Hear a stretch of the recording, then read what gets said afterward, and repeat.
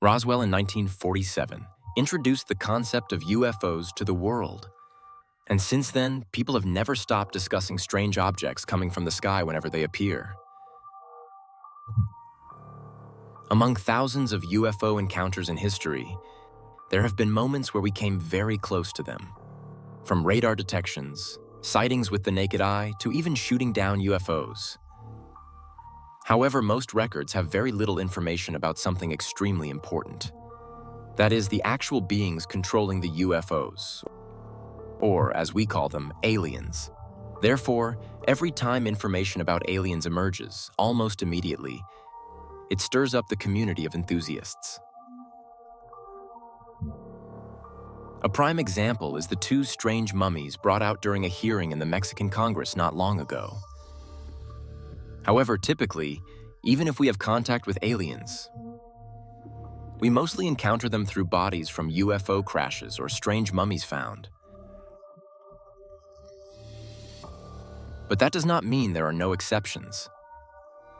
Among them are cases where we interact with living extraterrestrial visitors, unharmed, and even capturing them alive. So how did that special encounter happen?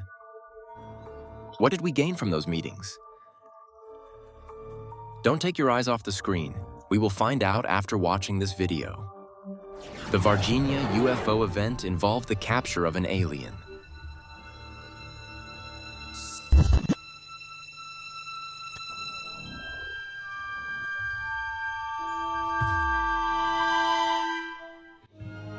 Thank you to all our beloved viewers for choosing to support the Facts 360 TV channel. Please quickly hit like and subscribe to the channel to help the team have more motivation to create more high-quality new content. And now, let's get to the main content. In the early morning of January 13, 1996, the Brazilian government received a warning from the North American Aerospace Defense Command, ATI, that their radar had detected an unidentified flying object in the northeast of Sao Paulo. Shortly after, the UFO was confirmed to have crashed in the outskirts of Varginha city, or in the Minas Gerais state of Brazil. This scene was accidentally witnessed by Uralina de Freitas and Eurico de Freitas, a farmer couple who woke up early to work. That day, as usual, Uralina was preparing breakfast for the family. Suddenly, something very strange happened outside. The usually peaceful livestock in the farm suddenly panicked, running around as if they had encountered a predator. Uralina curiously looked out the window and couldn't believe what she saw. It was a strange object hovering in the air. Despite being very scared, she was clear-headed enough to call her husband Eurico to come and see it with her. According to the couple's description, the strange object was similar in shape and size to a school bus. It was hovering in the air, moving slowly. Even more strangely, despite its large size, it moved completely silently without any noise. It seemed to be malfunctioning, with white smoke continuously billowing around it. A few minutes after seeing it, the UFO quietly landed at the foot of a distant hill. The Freitas couple were not the only witnesses to the unidentified flying object. On the other side of the mountain, a professor named Carlos de Souza also witnessed the incident quite clearly.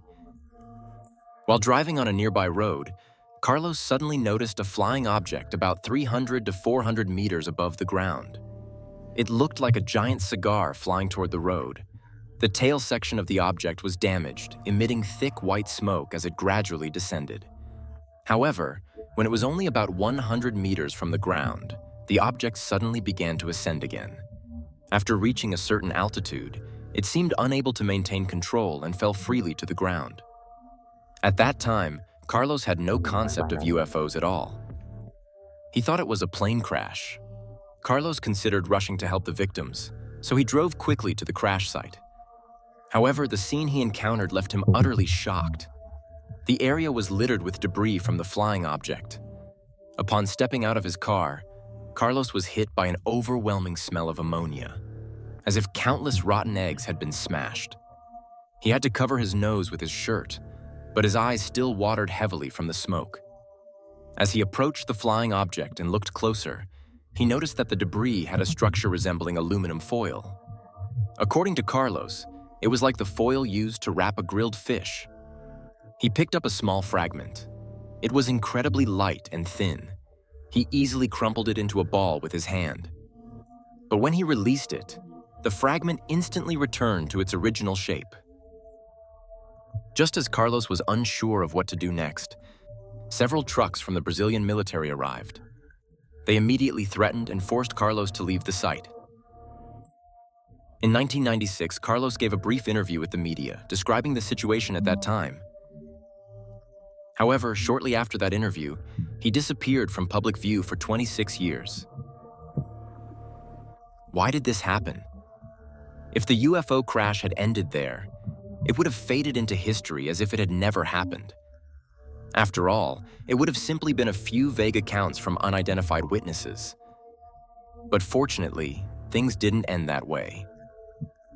7 days later, on January 20th, 1996, 3 girls, Katia Xavier, 22 years old, Lilian Silva, 16 years old, who lived near the Macaco Gym in São José da Varginha, and Valkyria Silva, 14 years old, experienced something they would never forget for the rest of their lives.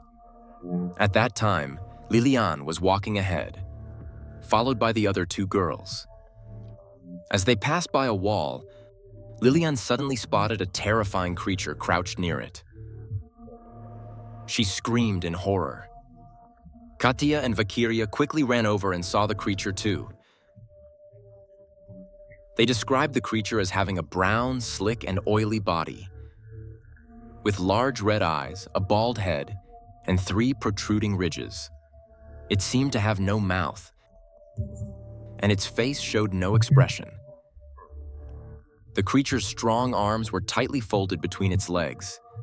The girls sensed that the creature saw them and appeared just as frightened as they were. In the end, the girls ran home and told Lucia Silva, Lilian, and Valkyria's mother about what they had seen. All 3 believed they had encountered some kind of demonic entity and were haunted by the experience for a long time. When Lucia convinced her daughters to take her back to the wall, the strange creature had disappeared. But Lucia still believed her daughters. Why did she believe them? Because she saw the creature's footprints on the ground, which had only 3 toes. And like Carlos, the 4 of them detected a foul odor. The girls described it as the smell of rotten eggs, while Lucia said it was even worse, sharper and more pungent than sulfur. She claimed she could still smell it for the next 20 days. She even had to use alcohol to mask the horrible stench. After the girls reported their discovery, military trucks once again arrived on the scene. The residents of Varginha stated that this was the first time they had seen so many soldiers armed with ammunition. It was as if they were preparing for battle in the city. The troops blocked streets, pointed their weapons, and prevented anyone from crossing the barricades. After securing all entry points, they began their search. Officer Marco and his partner Eric Lopez were ordered to patrol the area where the girls had witnessed the strange creature. While they were on duty, a creature suddenly dashed in front of their vehicle and was struck. Marco immediately got out of the car, rushed toward the creature, and grabbed it with his bare hands before taking it to the hospital. During this process, the creature scratched Marco, and its strange mucus stuck to him. Marco initially didn't think much of it, but shortly after, he began feeling unwell. Over the next 2 weeks, Marco's condition worsened. His entire body emitted a foul stench, similar to that of rotten eggs. Eventually, he had to seek medical treatment at the hospital. Cesario Lincoln Furtado, a doctor involved in Marco's treatment, stated that the entire medical team conducted every possible test. However, they were unable to determine the cause of his illness, let alone provide an effective treatment. The only thing the doctors were certain of was that Marco's immune system had completely shut down.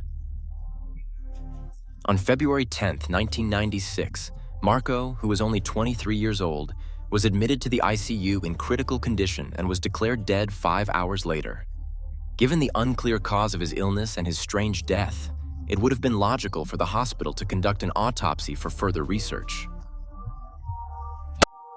However, Marco's sister, Matata Perez, revealed a very unusual development.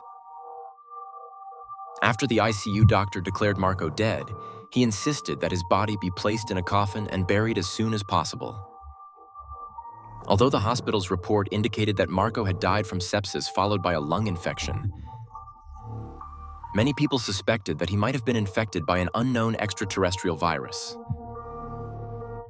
This may sound crazy, but Marco had clearly come into direct contact with the strange creature without any protective gear. Could this be the truth? Moreover, Marco wasn't alone that night. His partner, Eric Perez, was also present. What happened to Eric Perez? For many years, numerous attempts were made to contact Eric and learn what had transpired that night, but none succeeded. Eventually, a documentary film crew managed to gather information about Eric through various channels. However, Eric's response was both alarming and defensive. He threatened to drive them away with bullets and repeatedly warned that they would face serious trouble if they continued their inquiries. Although no verified information was obtained from Eric, his reaction implied that the incident was far from simple. It seemed like a secret that should be buried forever. Let's return to January 20th, 1996, the day Marco captured the extraterrestrial creature. Declassified documents later revealed that, in fact, a total of 2 alien beings had been captured. One of the creatures was captured by Marco, as previously mentioned. The other was apprehended by the local fire department in Varginha on the morning before the girls witnessed the extraterrestrial being. That day, the fire department received numerous calls from local residents. People reported seeing strange and frightening creatures in the area and requested the firefighters to capture them. When the firefighters set out, they thought it was a wild and aggressive animal. However, upon reaching the reported location, they encountered a creature with brown skin.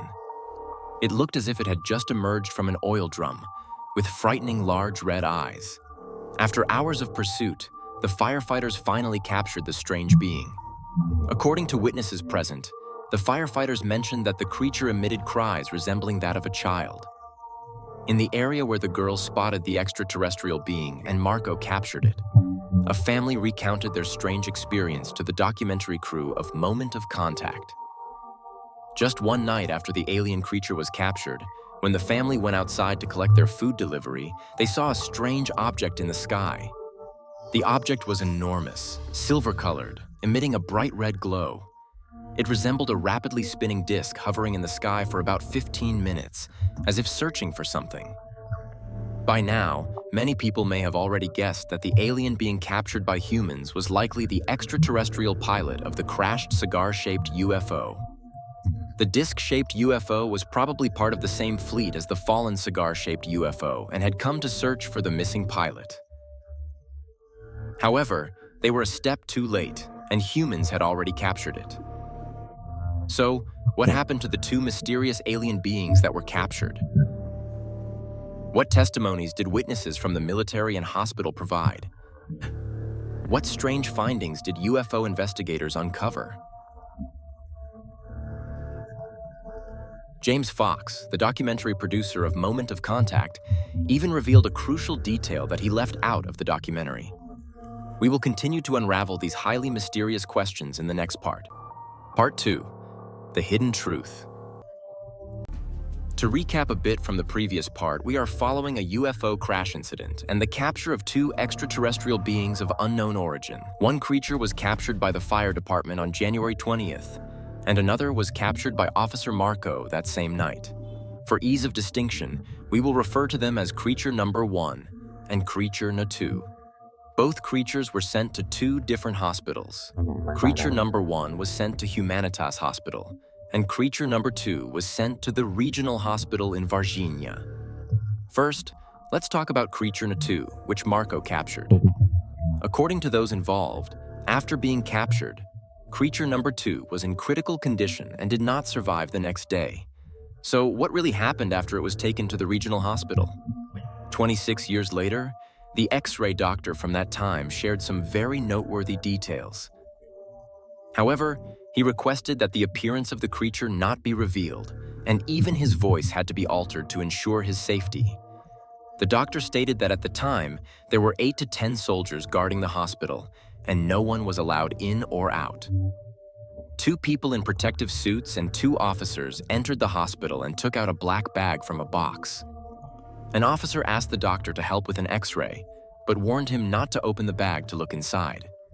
After the doctor carefully performed the X-ray as requested, the military did not allow him to see the images and said, "Thank you very much, your job is done. We advise you not to disclose any information about what you have seen or done. This concerns your own safety."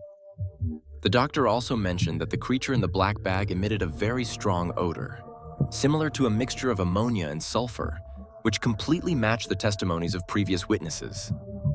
Even after the military left with the bag, the foul smell lingered in the hospital. They had to spend a long time cleaning up before reopening to serve the public. The doctor also emphasized that the smell was extremely unpleasant because he could still smell it in his nose and respiratory system for about 3 to 4 days afterward. And you probably remember Mrs. Luisa Silva, whom we mentioned in the previous part. She once said that she could smell the foul odor for many days and had to use alcohol to rinse her nose. She and this doctor had never met before, but shared a relatively consistent description. Setting aside the story of creature number 2, this time we will look at what happened to creature number 1.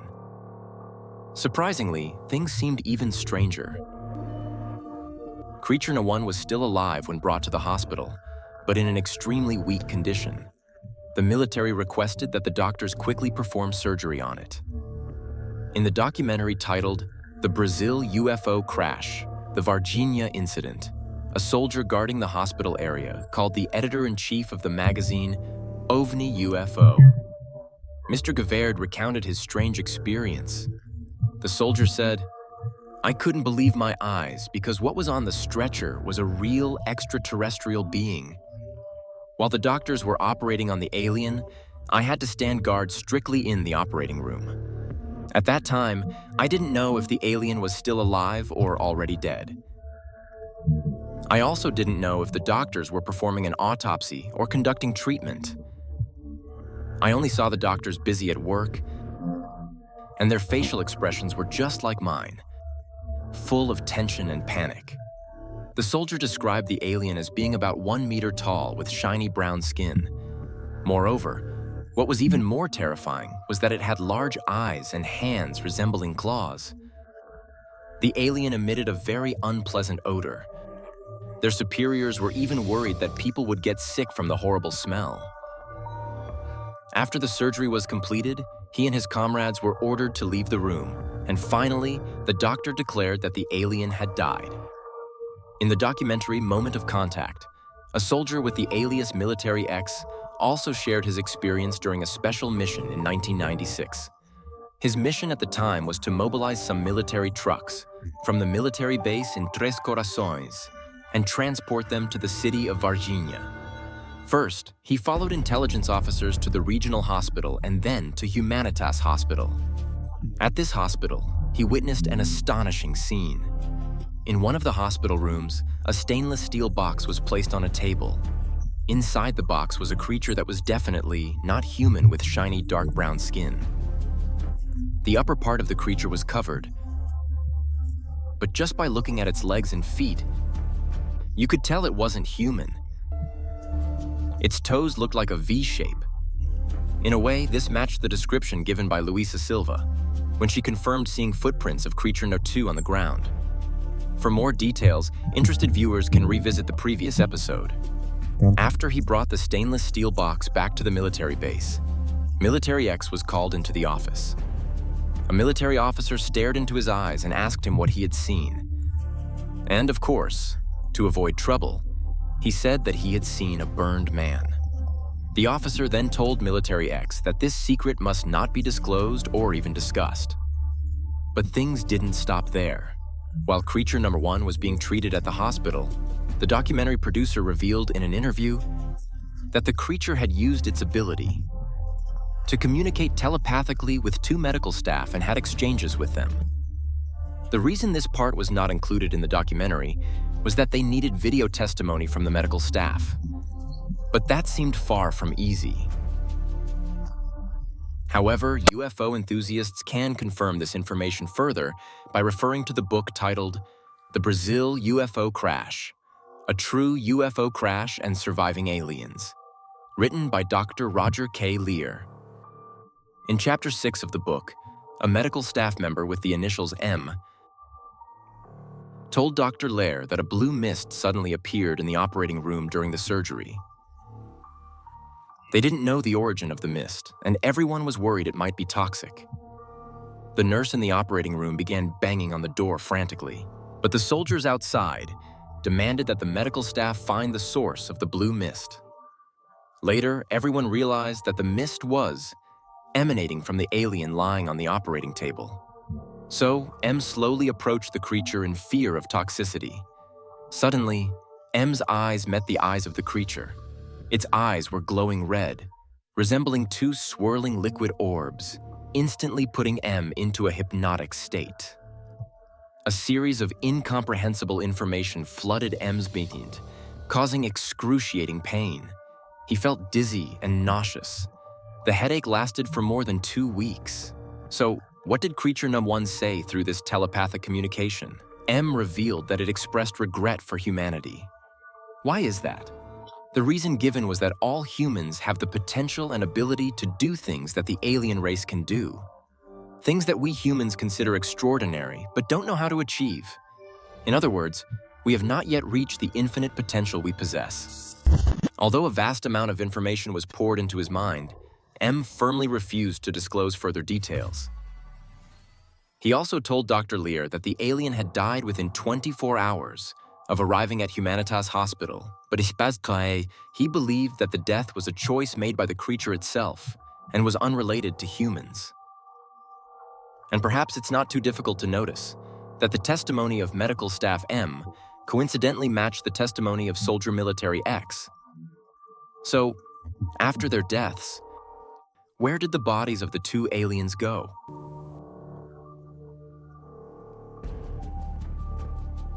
According to Military X's account and everything he knew, they were taken to the Army Preparatory School, SPCX, in Campinas. It's strange. Why would such an important secret be moved from a highly secure military base to a military school with relatively lower security? Military X said, there were rumors that the Brazilian military had handed over the UFO fragments and the collected alien bodies to the US military. Continuing with a detail from the documentary Moment of Contact. As an example, the crew interviewed an air traffic controller named Jose Manuel Fernandez.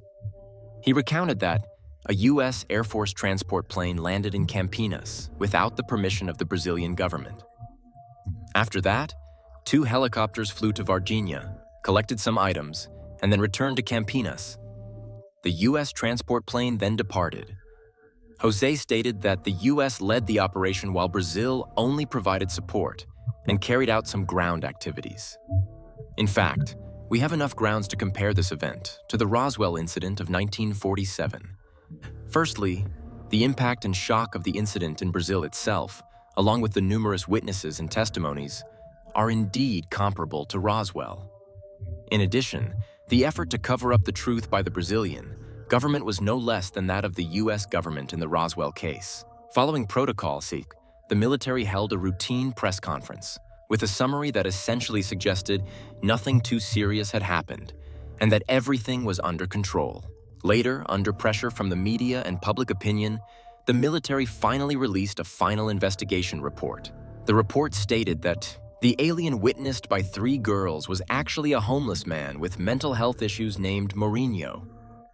It was raining that day, and Mourinho was covered in mud and sitting in a corner, which made the girls mistake him for an alien. The 2 aliens taken to the hospital that day were actually a dwarf couple, and all the hospital did was install new heart devices for them. Can you believe that?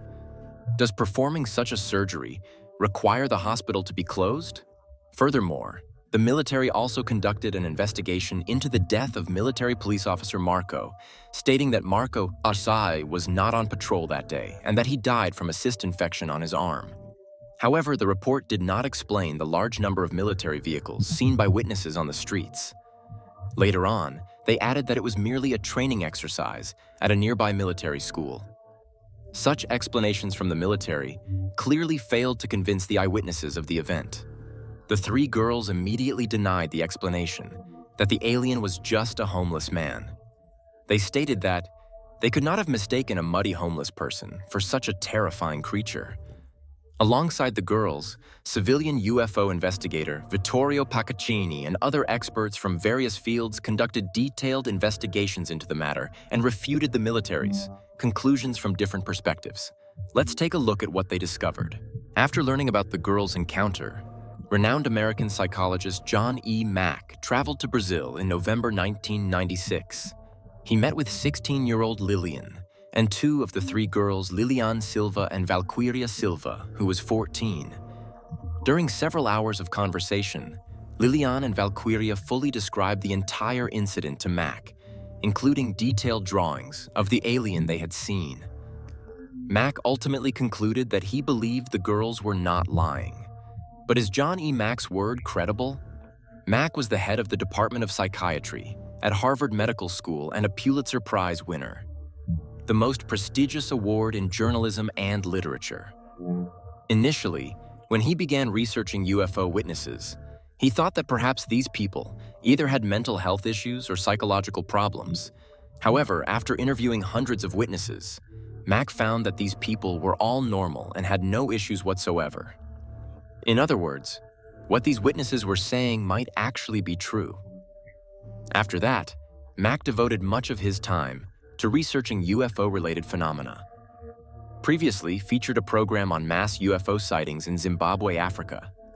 Mack played a significant role in that case as well. Why would someone like him have any reason to lie? He already had everything from wealth to fame. Would he really seek a bit of public attention by lying? In fact, in 1996, people were generally skeptical about UFOs and extraterrestrials. They also had complete trust in the government and military. Therefore, many who did not directly witness the event were inclined to doubt the witnesses' testimonies, suspecting them of lying or fabricating stories. Yet why would these witnesses lie?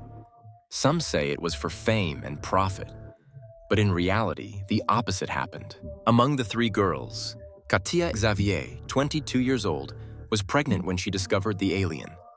As a result, rumors spread that she was carrying an alien child. She was ridiculed, which led to her and her husband separating. She herself suffered from severe depression. Lilian, only 16 years old, was forced to drop out of school because she could no longer endure the mockery of her classmates. Meanwhile, Valquíria, 14 years old, also experienced social withdrawal for a long time. To this day, Eric Lopez, Marco's patrol partner, still does not dare to speak out about what happened that day. Carlos de Sousa, the university professor who first witnessed the UFO crash, went from being a respected academic to the subject of ridicule and suffered from psychological issues after receiving threats from officials. Many others experienced the same, wishing they had never been there. They had no choice and were forced to witness things they never wanted to see. Now, whether extraterrestrials truly existed in 1996, perhaps everyone already has their own answer. With all the evidence, testimonies, and documents presented, I believe it's enough for everyone to reflect on the truth. This is an extremely complex event, with many fascinating details, so it surely won't disappoint. And now, as the time is limited, we would like to conclude today's video here. We sincerely thank you for your love and support. Facts 360 TV channel bids farewell and looks forward to seeing you in the next videos. We wish you a peaceful day with your family.